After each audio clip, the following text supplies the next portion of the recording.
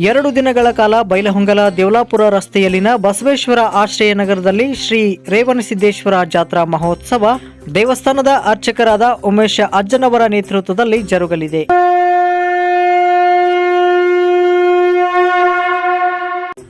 11ನೇ ವರ್ಷದ ಜಾತ್ರಾ ಮಹೋತ್ಸವದ ಪ್ರಯುಕ್ತವಾಗಿ ಈ ದಿವಸ ಸ್ವಾಮಿಗೆ ಮಹಾರುದ್ರಾಭಿಷೇಕ ಹಾಗೂ ಬಿಲ್ವಾರ್ಚನೆ ಸೇರಿದಂತೆ ಪೂಜಾ ವಿಧಿವಿಧಾನವನ್ನು ನೆರವೇರಿಸಲಾಯಿತು ಹಾಗೂ ಸಂಜೆ ವಿವಿಧ ಗ್ರಾಮಗಳಿಂದ ಪಲ್ಲಕ್ಕಿಗಳು ದೇವಸ್ಥಾನಕ್ಕೆ ಆಗಮಿಸಿದವು.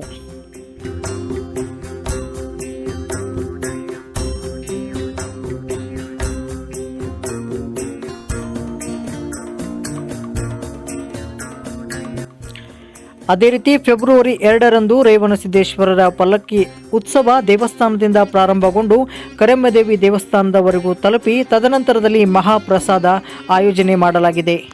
ಹಾಗೂ ರಾತ್ರಿ 9:30 ಶ್ರೀ ರೇವಣಸಿದ್ದೇಶ್ವರ ನಾಟ್ಯ ಸಂಘ ಬಸವೇಶ್ವರ ಆಶ್ರಯ ಕಾಲೋನಿ ಇವರ ವತಿಯಿಂದ ಕಲಿಯುಗದಲ್ಲಿ ಗರ್ಜಿಸಿದ ಕರ್ಣಾರ್ಜುನ ನಾಟಕ ಆಯೋಜನೆ ಮಾಡಲಾಗಿದ್ದು ಹಾಗೂ ಫೆಬ್ರವರಿ 3ರಂದು ಮಧ್ಯಾಹ್ನ 3 ಗಂಟೆಗೆ ದ್ವಿಚಕ್ರ ವಾಹನಗಳ ನಿಧಾನವಾಗಿ ಚಲಿಸುವ ಸ್ಪರ್ಧೆಯನ್ನು ಆಯೋಜಿಸಲಾಗಿದೆ.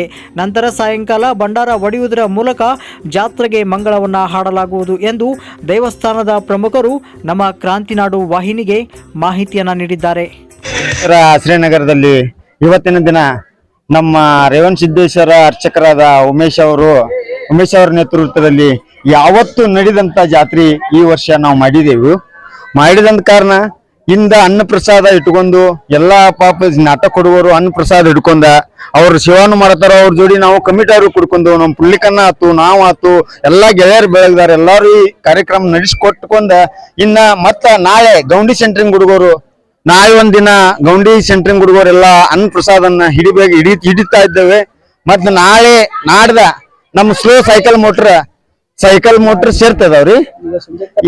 ಇವತ್ತ ಸಂಜಿಕ ದೇವ್ರ ಪಲ್ಲಕ್ಕಿ ಮಾಟೋಳಿದು ಅಂದ್ರಿ ತಡ್ಸ್ನೂರು ಪಲ್ಲಕ್ಕಿಗಳು ಬರತ್ತವ್ರಿ. ಅವನ ಆಗಮನ ನಾವು ಸಂಜೆ 5 ರಿಂದ 6 ಗಂಟೆ ಒಳಗ ಮಾಡ್ಕೋತೀವಿ.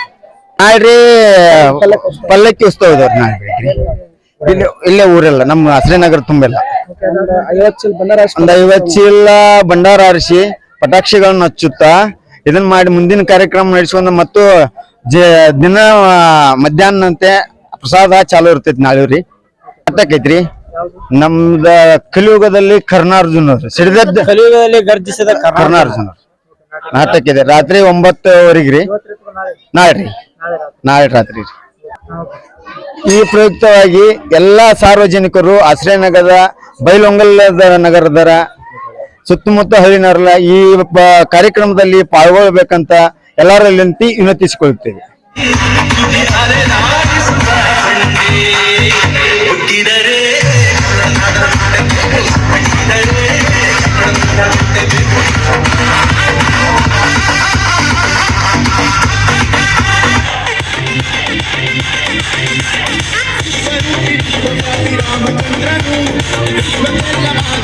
ಶ್ರೀರಾಮನು